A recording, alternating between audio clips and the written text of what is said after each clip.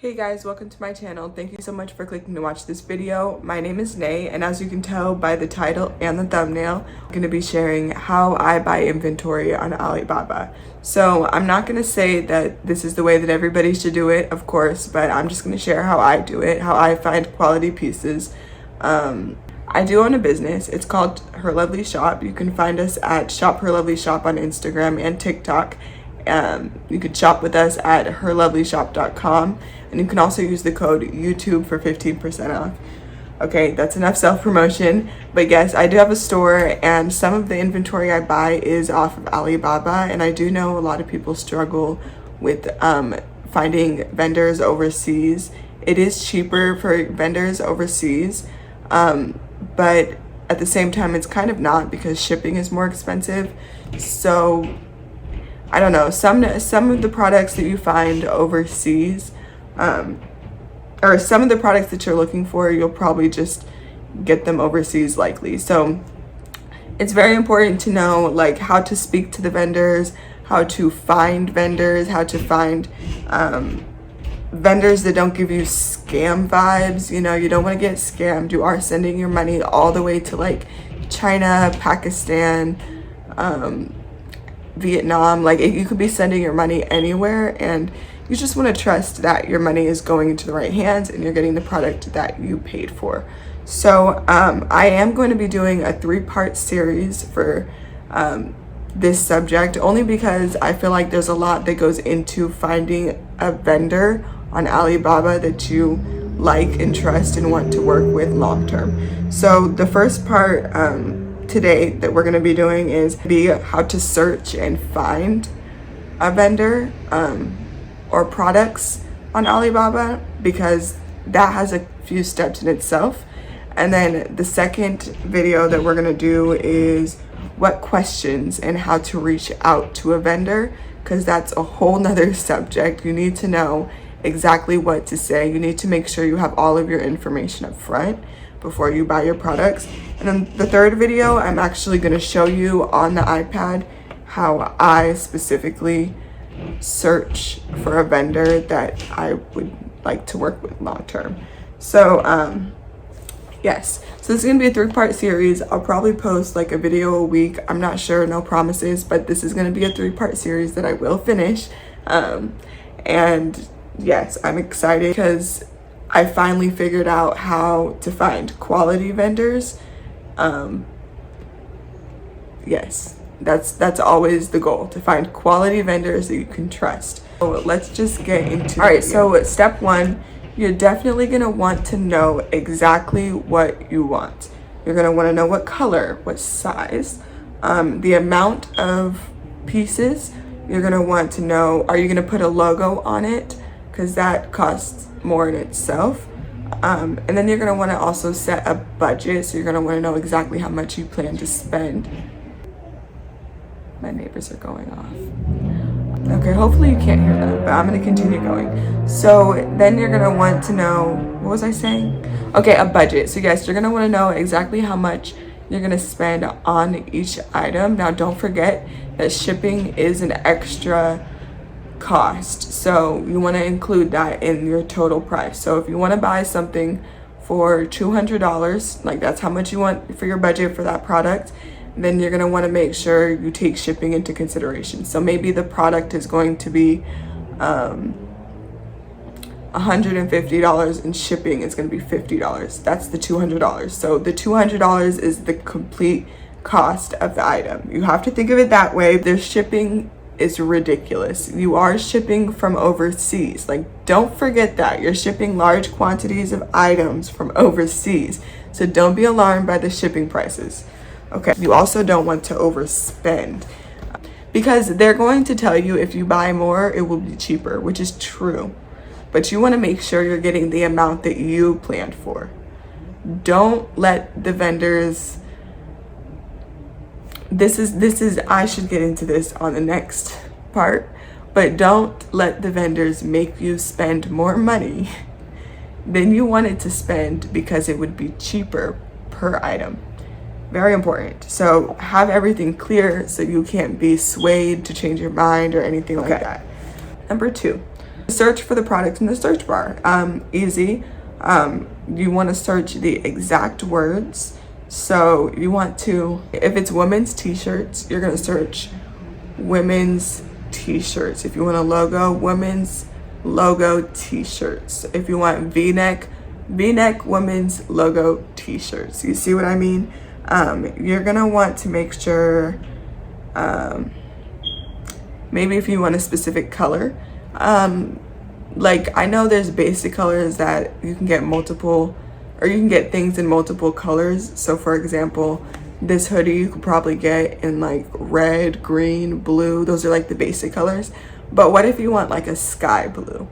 So maybe you want to search in sky blue tracksuit, or sky blue women's logo tracksuit, and you'll get exactly what you're looking for.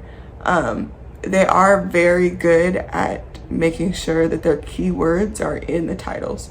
So yeah, just make sure that you're putting the exact words of what you want in the search bar.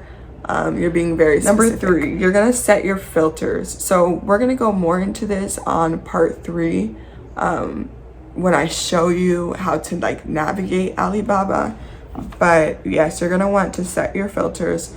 So some filters that I choose are, I want to make sure that they're a verified supplier, and you'll know that because they have a blue check. I believe it's a blue check on the side of their company name.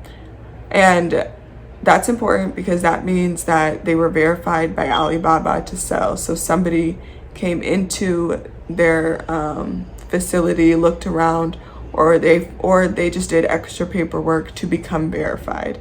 So that's very important because you don't want to work with somebody who didn't like go the extra mile. When somebody goes the extra mile, they're probably legit, you know? And then you're gonna want to maybe set the MOQ. MOQ means minimum order quantity. So a lot of vendors only sell products in quantities of say 100. So you'd have to buy 100 minimum in order to order from them. Sometimes it's 20, sometimes it's 2, sometimes they don't have a minimum order quantity, which is recommended when you're just starting out, just because you don't have to spend all this money on all this inventory. You don't know what's going on with your store yet.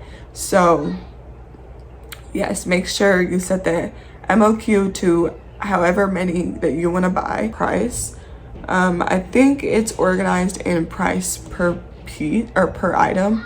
I don't always filter price, but I should. But it is a good idea to filter price, just so that, again, you don't go over your budget. You know exactly what you're getting into. Yeah.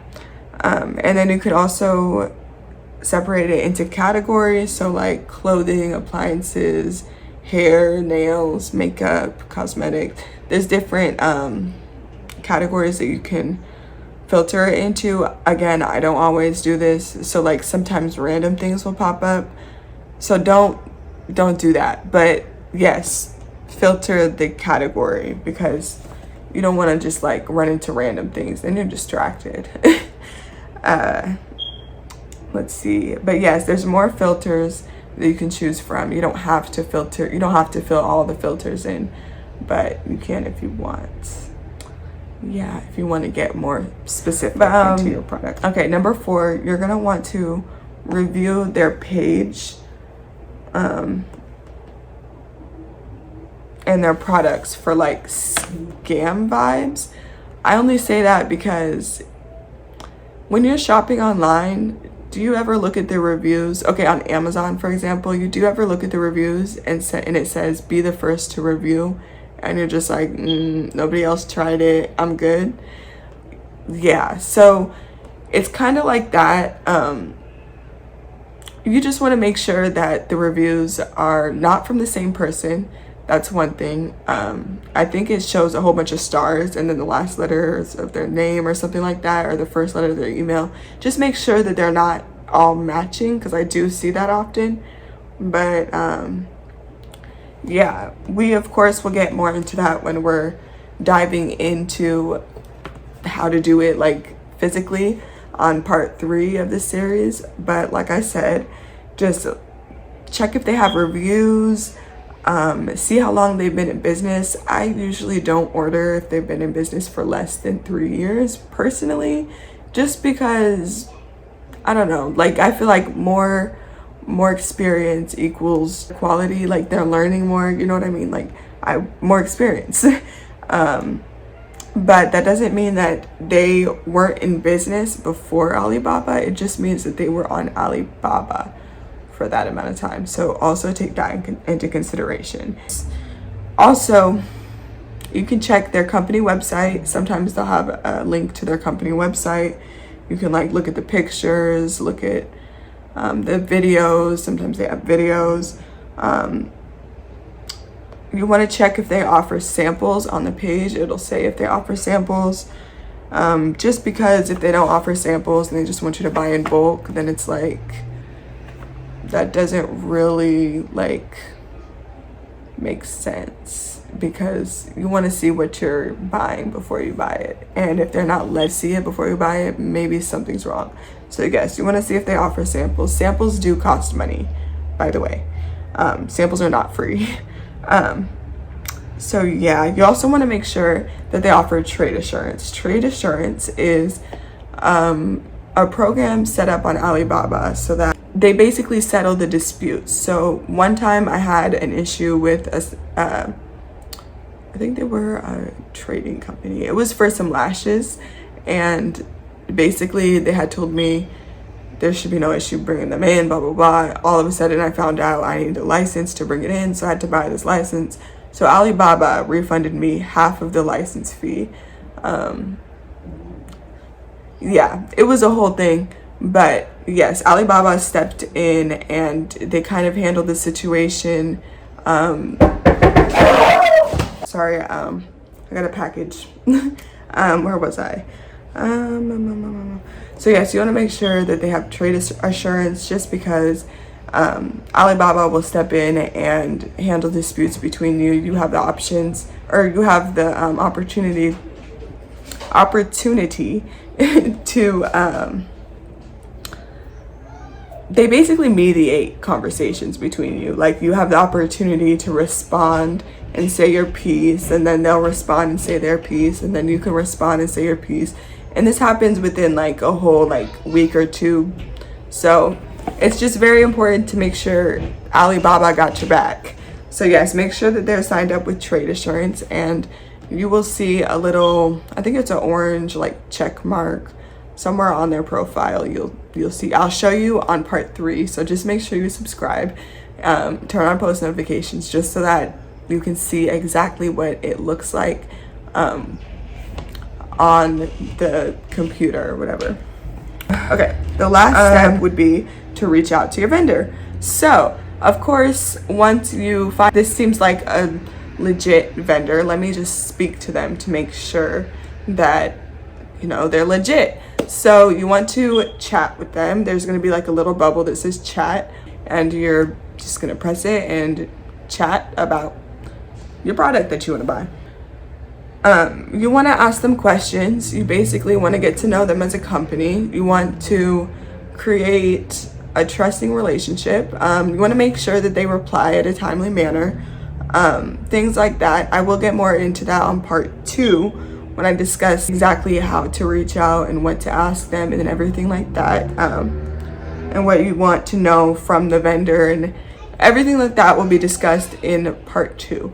So yes, that brings us to the end of the video. So that brings us to the end of the video. I hope you enjoyed this video. Like I said, there's going to be part 2 and part 3 next, hopefully in the next couple of weeks. I hope this gave a little bit of insight on how at least I find my vendors on Alibaba. I hope this video helped anybody out who is new to starting a business and wants to try a vendor from overseas. But yeah, so yeah, thank you for watching.